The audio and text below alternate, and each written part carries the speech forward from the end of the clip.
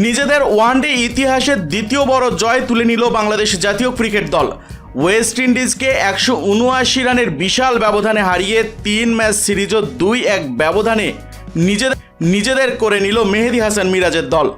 One day ইতিহাসে বাংলাদেশের সবচেয়ে বড় জয়টি 183 রানের। 2023 সালে সিলেটে আয়ারল্যান্ডের বিপক্ষে এমন ব্যবধানে জিতেছিল টাইগাররা। এবার পেল দ্বিতীয় বড় জয়। মিরপুরে সিরিজের তৃতীয় এবং শেষ ওয়ানডেতে প্রথমে ব্যাট করে 50 ওভারে 8 উইকেট হারিয়ে 296 রান তুলেছিল বাংলাদেশ। জবাবে 30.1 ওভারে 117 রানে অল আউট হয় ওয়েস্ট ইন্ডিজ। মিরপুরের পিচে শুরু থেকেই জাদু দেখিয়েছেন বাংলাদেশের স্পিনাররা। বোর্ডে 296 রানের বড় পুঁজি। বোলিংয়ে দারুণ শুরু করেন নাসুম আহমেদ। তার বাঁহাতি স্পিনের শুরুতেই বিপাকে পড়ে ওয়েস্ট ইন্ডিজ।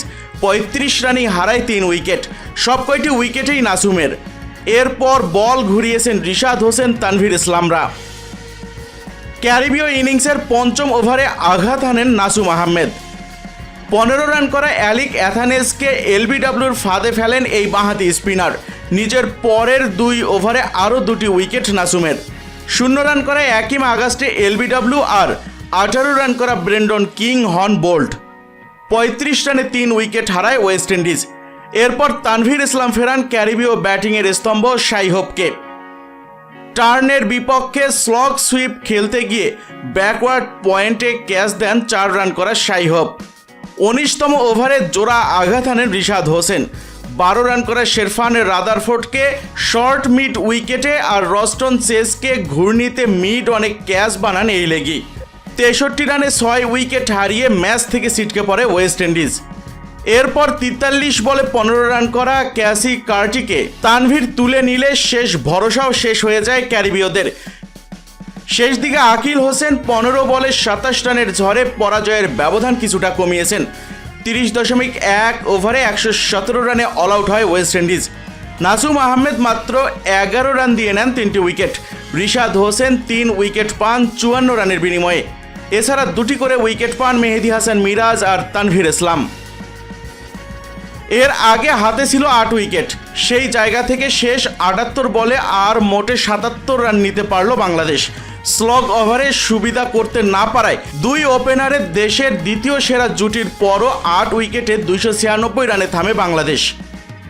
বলতে গেলে 2 ওপেনারের কষ্ট জলাঞ্জলি দিয়েছেন পরের ব্যাটসম্যানরা। 25.2 ওভারের ওপেনিং জুটিতে 176 রান তুলে ফেলেছিলেন সাইফ হাসান আর সৌম্য সরকার। তখন মনে হচ্ছিল স্কোর অনায়াসে 350 হয়ে যাবে, কিন্তু হয়নি। এদিন টসে জিতে ব্যাটিংয়ে নেমে দারুণ শুরু করে বাংলাদেশ। সিরিজে প্রথমবারের মতো 2 ওপেনার খেলেছেন দারুণ আস্থার সঙ্গে। 93 বলে 100 আর 128 বলেই 150 রানের জুটি গড়েন তারা। সৌম্য সাইফের মারকুটে এই ওপেনিং জুটি শেষ পর্যন্ত ভাঙে 176 রানে। এটি ওয়ানডেতে বাংলাদেশের ইতিহাসে দ্বিতীয় সর্বোচ্চ রানের জুটি। সর্বোচ্চ জুটির রেকর্ডটি তামিম ইকবাল আর লিটন দাসের। 2020 সালে সিলেটে জিম্বাবুয়ের বিপক্ষে ওপেনিংয়ে এই জুটি গড়েছিলেন তারা।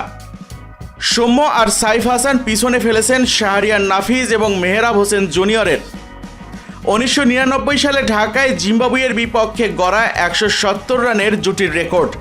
তবে দুজনেই ফিরেছেন আক্ষেপ নিয়ে। সাইফ আউট হয়েছেন 72 বলে 80 রান করে। মারকুটে ইনিংসে 111 স্ট্রাইক রেটের সমান 6টি করে 4 ও ছক্কা হাঁকান সাইফ হাসান।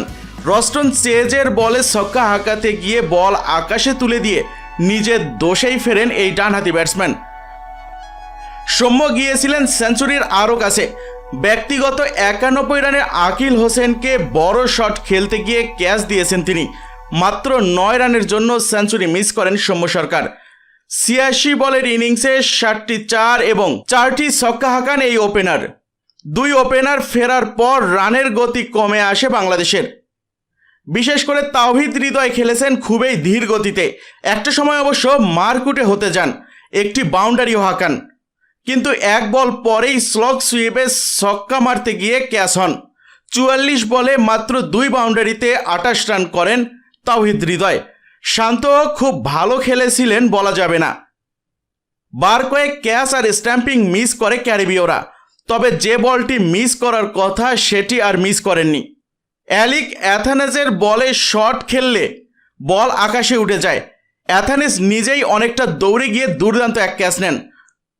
55 বলে 54 রানের ইনিংসে শান্ত হাকান 3টি ছক্কা। মাহিদুল ইসলাম অঙ্কন ব্যাট পরিবর্তন করেছিলেন।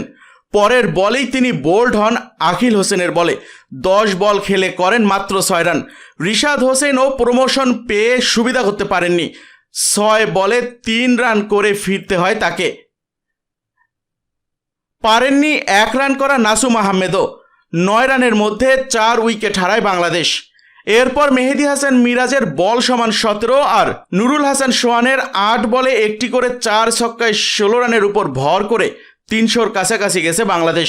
ওয়েস্ট ইন্ডিজের বাঁহাতি স্পিনার আকিল হোসেন 41 রান দিয়ে শিকার করেছেন 4টি উইকেট।